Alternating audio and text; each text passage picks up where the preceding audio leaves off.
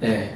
목사 부부라는 기사의 제목이 기독교 전체와 교회 전체를 욕하는 그런 기폭제가 되어서 거짓말이라는 말로 기독교는 사회에 아무짝에도 쓸모없는 해만 끼치는 광신도 집단으로 낙인찍히게 되었습니다. 물론 그 전부터 우리는 개독교였고 목사는 목사였고 그랬던 시절들을 우리가 또 지나가고 있지 않습니까?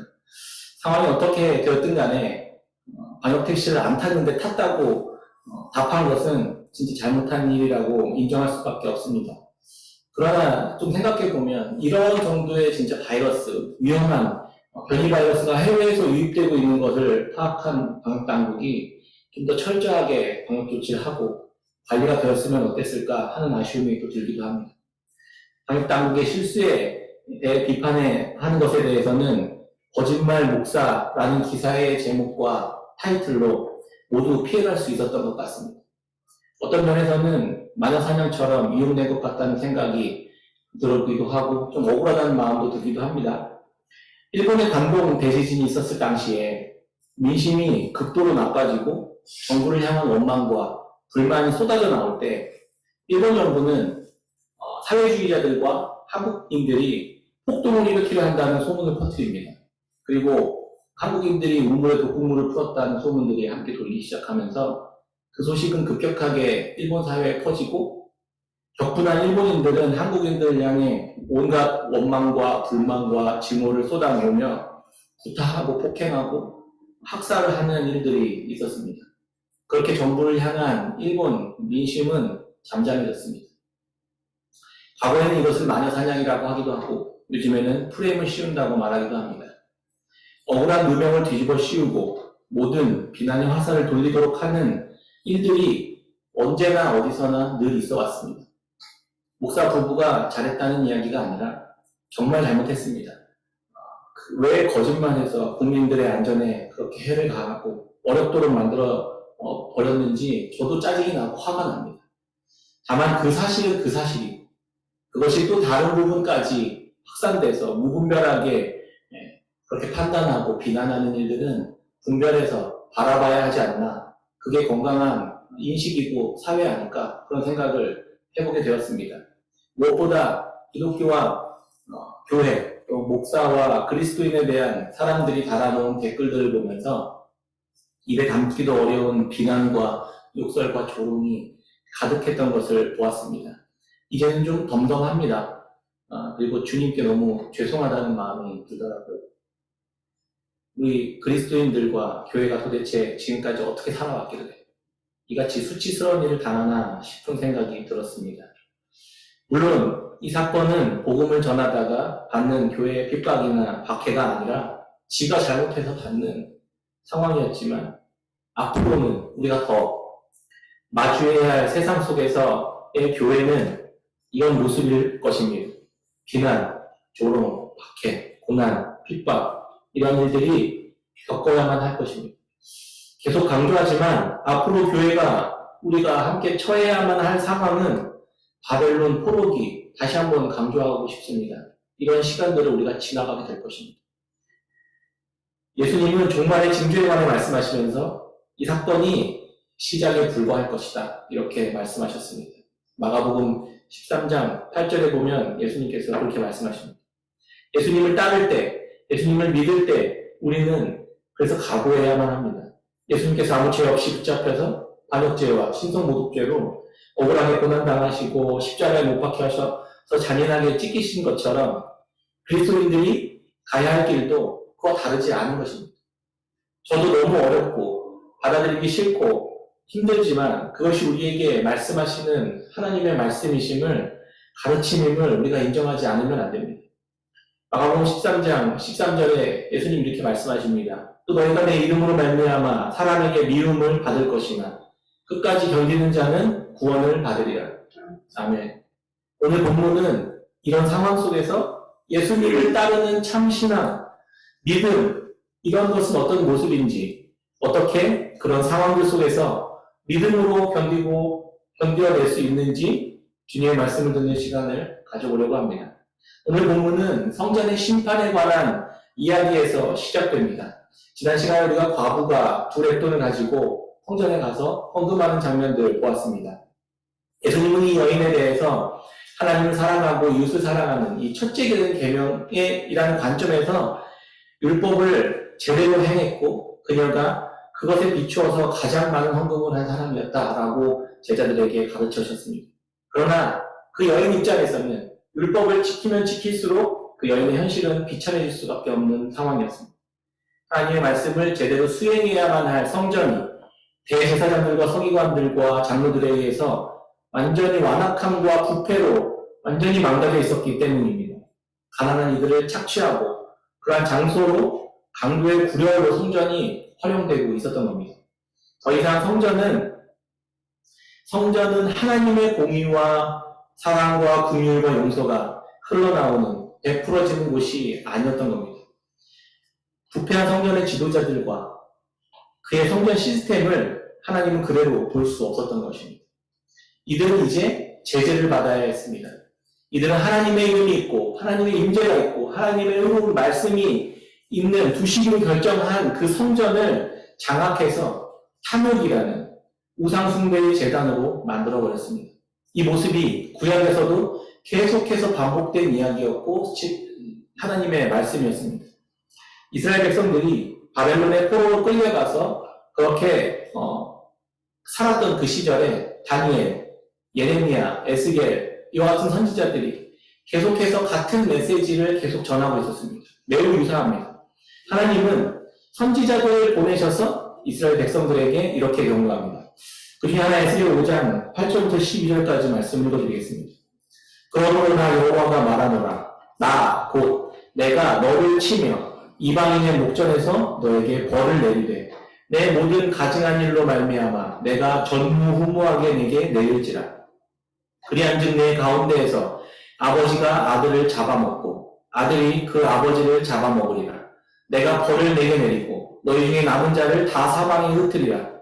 그러므로 나 주 여호와가 말하노라. 내가 나의 삶을 두고 맹세하노니 내가 모든 미울 물건과 모든 가증한 일로 내 성소를 더럽혔은즉 나도 너를 아끼지 아니하며 긍휼을 베풀지 아니하고 미약하게 하리니 너희 가운데에서 3분의 1은 전염병으로 죽으며 기근으로 멸망할 것이요 3분의 1은 너희 사방에서 칼에 엎드러질 것이며 3분의 1은 내가 사방에 흩어버리고 또 그 뒤를 따라가며 칼을 빼리라.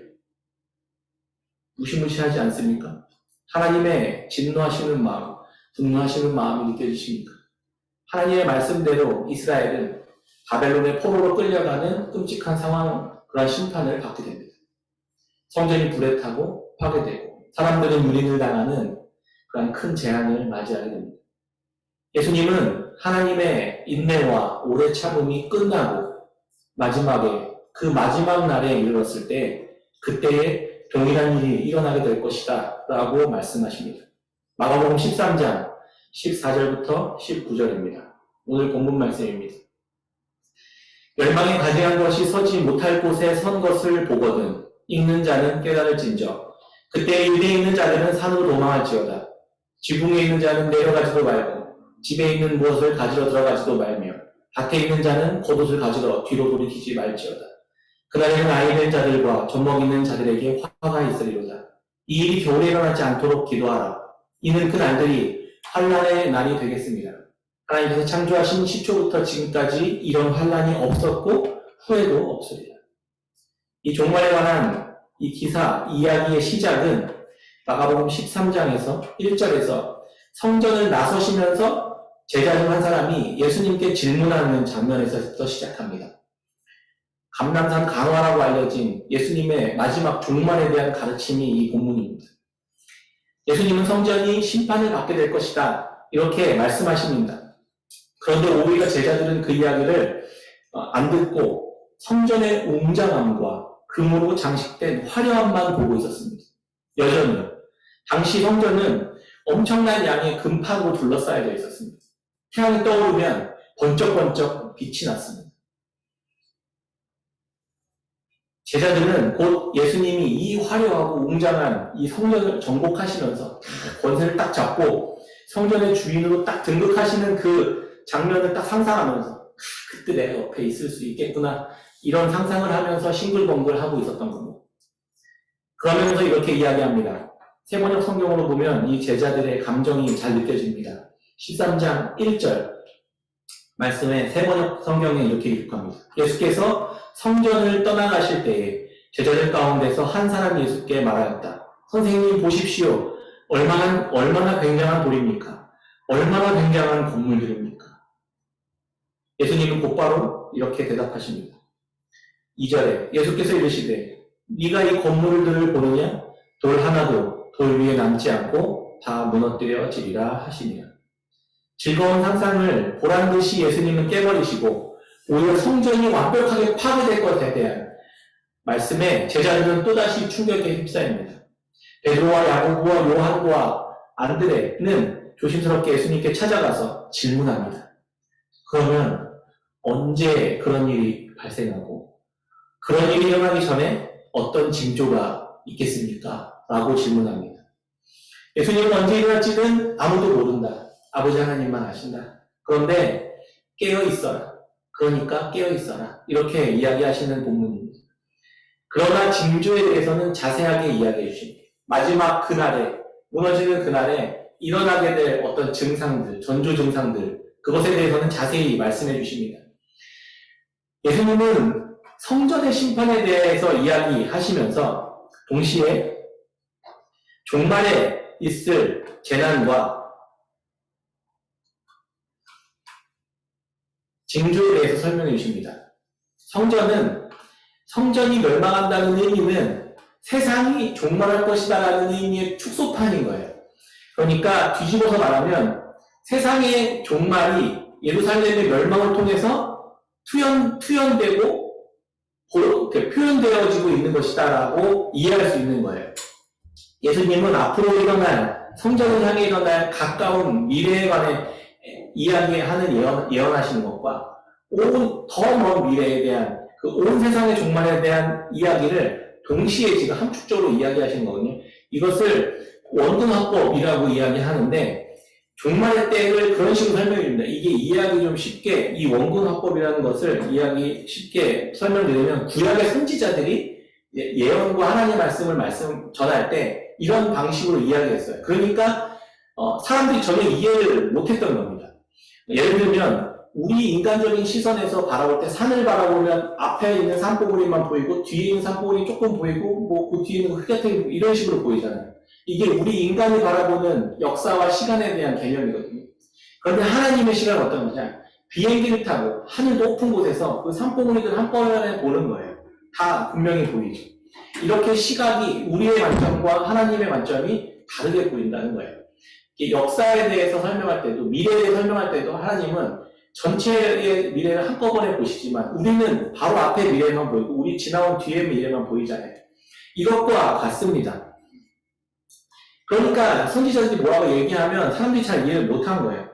그래서 이 종말에 일어날 이 재난의 시작은 멸망에 가증한 것이 서지 못할 곳에 선 것을 보게 될 때 너희들이 이제 보기 시작할 것이다. 이렇게 이야기하시면서 시작합니다.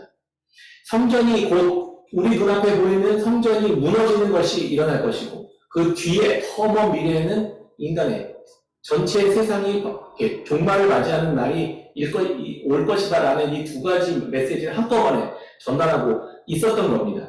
그래서 이 말을 들은 제자들은 과거에 있었던 그 주전 168년에 셀루시드 왕조의 안티오쿠스 4세라는 왕이 성전을 모독했었던 일을 떠올렸을 거예요. 예수님의 그 이야기를 듣고 나서. 이 왕은 유다의 세력을 짓밟기 위해서 성전 안에 제우스 신단을 세워버립니다. 그리고 그곳에서 유대인들이 가장 혐오하고 가장 부정하게 여기는 돼지를 제사로 바치는 성전이 그렇게 모독을 당하는 일들이 일어났던 그 시간들이 있었습니다. 제자들은 그런 생각들을 했었을 거라는 거예요. 그러면서 이 말씀, 이제 마가복음을 읽게 될 그 다음 시대의 말씀을 읽는 다음 세대 사람들은 무슨 생각을 했을까요? 이 마가복음은 AD 66년에서 67년 정도에 기록되었습니다. 그런데 이때는 전쟁 중이었어요. 그러니까 AD 66년에는 유대의 열심당원들이 로마에 대항해서 계속 반항하는 전쟁을 반란 전쟁을 벌이고 있었던 시기였습니다. 그러니까 66년에 시작된 전쟁이 AD 70년에 완전히 정복당하고 이제 끝나거든요. 그러니까 이 글을 읽고 있었던 사람들은 곧 3년, 4년 뒤에 일어날 성전이 곧 멸망하겠구나라는 생각을 하게 되었다는 거예요. 곧 이 전쟁이 로마에 의해 압제당하고 성전이 유린당하겠구나라는 생각을 했었을 거라는 겁니다. 지성소에서, 그리고 결국에는 AD 70년에 로마에 의해 점령당하고 성전과 지성소에서 사람들을 잔인하게 학살하고 짓밟는 일들이 실제로 벌어지게 됩니다. 오늘날 그러면 이 말씀을 읽고 있는 우리들은 무슨 생각을 해야 될까요? 이미 돌로 지은 성전들은 다 그 역할들을 박탈당했고 역사 전체를 바라보는 그러한 시각에서 거룩하고 영광스러우신 하나님의 아들 예수 그리스도께서 십자가에 매달아 죽으시는 그 장면을 떠올리게 되는 것입니다. 더 이상 사탄이 올라갈 수 없는 자리, 멸망에 가증한 것이 서지 못할 곳에 선 것을 너희들이 보게 되거든. 예수님이 이렇게 이야기하시잖아요. 그럼 성전이 유린당하는 것, 성전을 사탄이 장악하고 그가 거룩한 것을 유린하는 것, 그게 뭐예요? 예수님 십자가 사건을 생각하게 되었다는 겁니다. 더 이상 친절이 통하지 않고 더 이상 선한 것을 아무리 내어줘도 더 이상 통하지 않는 그때에 그 끝까지 폐역하고 끝까지 잔악한 일을 행하는 그때가 바로 종말의 때인 것입니다. 그러니까 이 말씀을 보면 역사 전체적으로 볼 때 예수님이 십자가에 달리시는 그때가 멸망에 관여한 것이 서지 못할 곳에 선 것을 보게 된 그때라는 것입니다. 우리는 오늘 그래서 종말의 때를 동일하게 살아가고 있는 것입니다. 오늘도 예수님의 친절과 선의와 사랑이 계속해서 거절당하고 사람들에게 짓밟히고 그들의 손에 죽임을 당하고 있는 지금이 종말의 때인 것입니다. 교회뿐만이 아니라 세상 속에서 또 우리들의 마음속에서도 여전히 예수님은 그렇게 취급당하고 있는 것입니다. 그러니까 종말론 하면 예수님이 다시 오시는 그때, 이때를 생각하거든요. 그때가 종말이잖아요. 마지막 때. 그때가 되기 전, 1000년 동안의 이야기를 전천년설이라고 하고, 이게 좀 어려운 이야기지만, 예수님이 다시 오시는 그때, 그리고 나서 믿는 자들은 건짐을 받고, 나머지 사람들은 1000년 동안 환난과 박해를 당할 것이다. 이렇게 주장하는 사람들이 후천년설 주장하는 사람. 전통적인 우리 보수적인 이 경로교 전통에서는 그런 건 없다. 시간의 개념이 아니라 예수님이 오셨고 다시 오실 그때까지가 천년의 의미다라고, 그래서 지금 우리가 천년의 시대를 심판과 멸망 그런 시대를 환란의 시대를 살아가고 있는 것이다라고 주장하는 무천년설을 우리는 믿고 그것이 굉장히 많은 학자들이 지금 따르고 있는 개념이거든요. 그러니까 아무튼 어려운 개념이지만 우리는 지금 환란의 때를 주님이 다시 오신 그때까지 환란의 때를 살아가고 있는 것입니다. 종말하면 여러분들 우리는 어떤 생각이 떠오르요? 심판, 징계, 멸망 이런 무서운 단어들이 떠오르잖아요. 이런 것들이 세상 끝에 있을 것이라는 이야기들을 굉장히 많이 우리 들어봤습니다. 종말은 하나님께서 세상의 끝에 무슨 일을 하실지에 대한 이야기입니다. 하나님을 믿는 이들에게 종말은 그래서 굉장히 중요한 이야기이고 내용들입니다. 마가복음 12장에서 예수님께서 포도농부의 비유 얘기하신 것처럼 이제 종을 보내도 안 되고 아들을 보내도 안 되고 그러면 이제 뭘 할 거냐? 주인이 다시 오셔서 진노하시고 심판하시고 그것들 다 박탈하고 하나님의 말씀에 순종한 자들에게 다시 이것들을 줄 것이다. 이런 이야기가 종말의 이야기입니다. 앞으로 우리에게 어떤 일들이 벌어지게 될까요? 주인이 이제 직접 오시는 일만 남은 거예요. 아들이 죽었고 아들이 유린당했습니다. 더 이상 남은 것은 주인이 다시 오셔서 다시 재정립하는 시간만 남은 겁니다. 이게 종말이에요. 이게 종말에 관한 기독교의 세계관입니다. 물론 하나님을 알지 못하거나 예수님 믿지 않는 자들은 그런데 어딨어 이렇게 외면할지 모르겠습니다. 그러나 우리는 예수님께서 말씀하시고 가르치신 바에 따라 믿고 살아가는 자들이기 때문에 이 사실을 우리는 외면할 수 없습니다. 근데 한번 생각해 봅니다. 왜 믿는 사람 중에서도 이 종말에 대해서 생각을 전혀 안 하고 살아가는 사람들이 많이 있을까? 생각해 봤습니다. 첫 번째는 배워본 적이 없기 때문에. 몰라서 믿지 않습니다. 예수님을 믿는 것을 예수 믿고 죽어서 천국 가는 티켓을 얻는 정도로만 배웠기 때문입니다. 예수 믿고 복 받고 세상에서 어려움 당하지 않고 죽어서 천국 가는 것이 신앙의 전부로 배워왔고 알고 있었기 때문입니다. 그리고 예수님은 믿는 자들에게 좋은 것을 주시지 심판 주시고 뭐 환난, 어려움 이런 거, 고통 이런 거 허락하지 않으실 거야 이렇게 생각합니다. 그러나 오해입니다. 성경은 전혀 그렇게 가르치지 않습니다. 예수님도 그렇게 가르치신 적이 없습니다. 오늘 본문뿐 아니라 신약 성경 어느 곳을 봐도 그런 부분은 없습니다. 오히려 믿는 신자들에게 그런 어려움과 낙심과 환난이 찾아오게 될 것이라고 말씀합니다. 그게 이상한 게 아니라 당연한 것이라고 말씀합니다. 수도 빽빽해요. 디모데후서 2장 3절에 너희는 그리스도 예수의 좋은 병사로 나와 함께 고난을 받아. 요한계시록 2장 10절에 너는 장차 받은 고난을 두려워하지 말라. 고로새서 1장 24절에 나는 이제 너희를 위하여 받는 괴로움을 기뻐하고 그리스도의 남은 고난을 그의 몸된 교회를 위하여 내 육체에 치는다. 베드로전서 4장 12절 13절에 오히려 너희가 그리스도의 고난에 참여하는 것으로 즐거워. 사랑하는 자들아 너희를 연단하려고 오는 불시험을 이상한 일 당하는 것 같이 여기지 말고. 다 이런 이야기입니다. 예수님의 말씀은 예수 믿고 복 받는다고 배운 신앙으로는 그래서 설명할 수가 없는 거예요. 말씀이 설명이 안 되는 거예요. 예수님을 믿는다는 이유로 권력자들 앞에 끌려가고 형제가 형제를, 아비가 자식을 죽이는 데 내주고 자식들이 아비를 죽이는 데 내주는 이런 끔찍한 일들이 일어나게 될 것이다. 예수님은 말씀하고 있었어요. 또 예수님을 믿는 사람 중에 종말에 대해 생각하지 않는 두 번째 이유는 외면해버리기 때문에. 환난과 박해와 고통을 좋아할 사람은 없습니다. 내가 좋아하지 않고 원하지 않는다고, 인정하지 않고 믿지 않는다고, 외면한다고 하나님의 뜻이 이루어지지 않는 것이 아닌데도 말이에요. 진짜 믿음은 내가 믿어지지 않는다 하더라도, 인정하고 싶지 않다 하더라도 말씀을 말씀대로 믿고 받아들이는 것입니다. 그런 일이 발생했을 때 주님께서 하라고 하신 대로 순종하고 살아가는 것, 이것이 진짜 믿음이고 이것이 종말의 하나님의 심판과 재앙 속에서 구원받을 수 있는 길입니다. 외면하는 길은 그러한 그리스도인은 복음을 들어본 적 없고 그렇게 알지 못하고 살아가는 이들이 얻게 될 결과와 동일한 결과를 얻을 수밖에 없는 것입니다.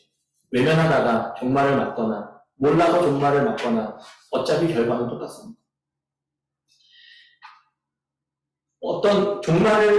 종말에 어떤 일을 통해 심판이 일어날지는 알 수 없지만 그 일에는 두 가지 큰 특징이 있다고 예수님 말씀하셨습니다.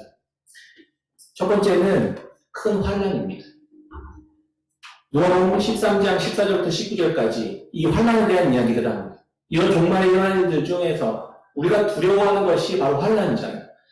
이 일이 지진일지 전쟁일지 기근일지 우리는 알 수 없지만 그러나 그 심각성은 매우 엄중하다는 것을 알 수 있습니다. 그날은 갑작스럽게 임하고 인정사정이 없습니다. 어린아이들과 아이된 자들, 엄마들조차 예외가 없습니다. 전쟁이라면 얼마나 끔찍하고 고통스럽겠습니까? 모든 시설들이 다 파괴되고 그게 다 없어진다면 우리는 얼마나 망연자실하게 되겠습니까? 가족을 잃고 포로로 끌려가게 된다면 이런 일들이 종말에 겪게 될 상황이라는 생각을 하면 마음이 어렵고 무거워지지 않습니까? 또 종말에 일어날 일들 중에서 두 번째 특징은 미혹하는 일들이 일어날 것이다. 예수님 말씀하셨죠. 13장 21절부터 23절 말씀입니다.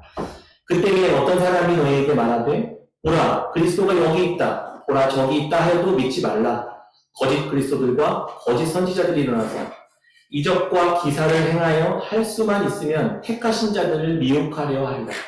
너희는 삼가라 내가 모든 일을 너희에게 미리 말하였노라.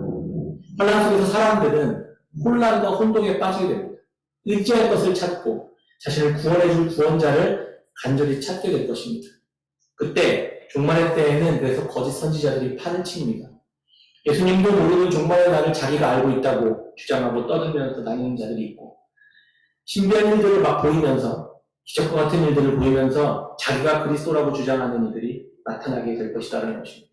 그때 예수님은 속지 말라는 겁니다. 예수님은 그런 속임수에 넘어가지 말라고 분명히 말씀하셨습니다. 제 아무리 신비로운 능력을 보이고 기적 같은 일을 행한다 하더라도 그건 예수님이 아니라 택함받고 구원받은 하나님의 백성을 미혹하기 위해 속여 빼앗고 강탈하기 위해 보낸받은 거짓 선지자, 거짓 그리스도일 뿐입니다. 두려움에 휩싸여서 그런 사탄의 유혹에 우리는 유혹되면 안 됩니다. 바로 환난과 유혹에 공통점은 그래서 이 질서가 파괴되는 일들을 벌어진다는 것입니다. 기존에 우리가 안전하게 가지고 있었던 모든 것들이 잃어버리게 되어지는 일들. 내가 안전하게 살아가고 있었던 일상들이 깨어지고 파괴되는 일들이 벌어지게 될 것이라는 겁니다. 이스라엘 백성들에게 성전이 그랬습니다. 성전은 하나님께서 우리에게 친히 약속하신, 하나님께서 말씀하시고 세우신 이것이기에 성전은 무너질 리가 없어. 이렇게 찰떡같이 믿고 있었습니다. 우리는 안전해. 성전이 있으니까. 그런데 그 성전 안에는 하나님을 경외하는 마음은 없었던 겁니다. 그 하나님을 높이고 하나님을 경외하고 하나님 말씀대로 순종하는 이것을 쏙 빼버리고 돌로 지은 성전만 덩그러니 남는다면 하나님이 그 성전을 보존하실 필요가 있으시겠습니까? 교회는 어떨까요? 교회도 생각해보야 합니다. 개인적인 삶은 어떨까요? 성전된 우리들의 삶은 어떻습니까?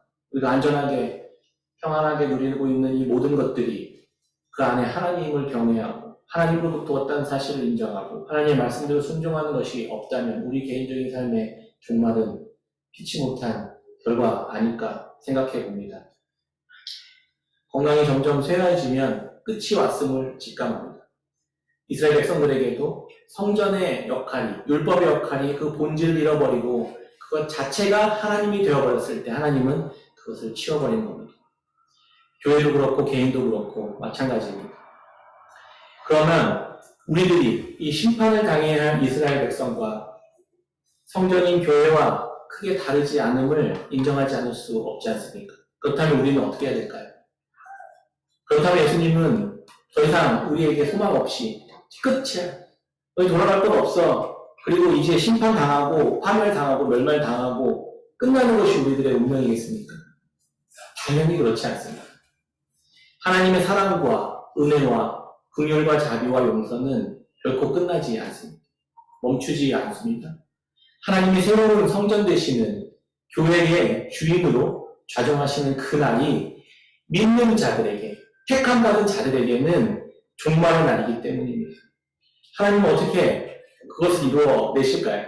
종말은 단순히 그래서 파괴만 있는 것이 아닙니다. 믿는 자들에게, 택함받은 자들에게, 구원받은 자들에게는 파괴만 있는 것이 아니라 기존에 속한 종말은 이 왜곡된 질서, 그것들이 파괴되는 것이지만 새로운 하나님의 질서로 새롭게 되어지는 일들이 우리에게는 종말의 날이라는 것입니다. 예수님은 바로 그 이야기를 해주고 싶으셨던 겁니다. 성전을 장악하고 있는 불의한 지도자들은 파괴되고 새로운 하나님의 사람들이 세워지게 되는 것입니다. 돌로 지은 성전은 더 이상 성전으로서 역할을 감당하지 못하지만 예수 그리스도께서 친히 자신의 살과 피로 세운 새 예루살렘, 새 성전인 교회는 새로운 성전의 질서로 세워지게 되는 것입니다. 구원받지 못한 자들에게는 심판은 상실이고 파괴고 절망이고 몰락입니다. 그러나 구원받은 자들이 받는 심판은 새로운 성전으로 지어지고 새로운 교회로 탄생되는 날인 것입니다. 종말에 일어날 일은 우리가 그토록 고대했던 주인의 등장으로 끝이 납니다. 부활하시고 승천하시고 다시 오시겠다고 약속하신 우리의 왕 되신 예수 그리스도의 등장이 종말에 일어날 일이잖아요. 이때가 진짜 종말의 날, 이때가 진짜 최후의 날입니다. 마가복음 13장 26절 27절에 그때의 인자가 구름을 타고 그런 권능과 영광으로 오는 것을 사람들이 보리라. 또 그때 그가 천사들을 보내어 자기가 택하신 자들을 땅 끝으로부터 하늘 끝까지 사방에서 모으며 모든 잘못된 것을 다 부수시고 새로운 하나님의 질서로 바로 잡으시는 그날입니다. 주께서 택하신 천사들을 보내셔서 자기 백성들을 불러 모으실 것입니다. 우리는 이렇게 멸망에 가증한 것이 서지 못할 것을 선 것과 주께서 다시 오실 그날, 이 두 시간 사이에 살아가는 자들입니다. 우리는 이 시간 사이를 어떻게 그러면 살아가야 될까요? 예수님은 마가복음 13장 28절부터 37절에 두 개의 비유를 이야기합니다. 오늘 본문 바로 뒷본문이지만 거기에 하나님 무화과 나무의 비유와 문지기의 비유, 두 가지 비유가 나옵니다. 이 비유에 힌트가 있습니다. 이 두 시간 사이를 살아갈 때 우리에게 예수님께서는 이렇게 말씀하십니다. 깨어있어. 깨어있다는 게 무슨 뜻일까요? 첫 번째 무화과 나무의 비유는 이 특징, 이 독특함은 마지막이 겨울이 아니라 여름이라는 사실이에요. 예수님이 여름을 비유로 두고 있어요. 그래서 최종적인 끝이 열매를 향하고 있었습니다.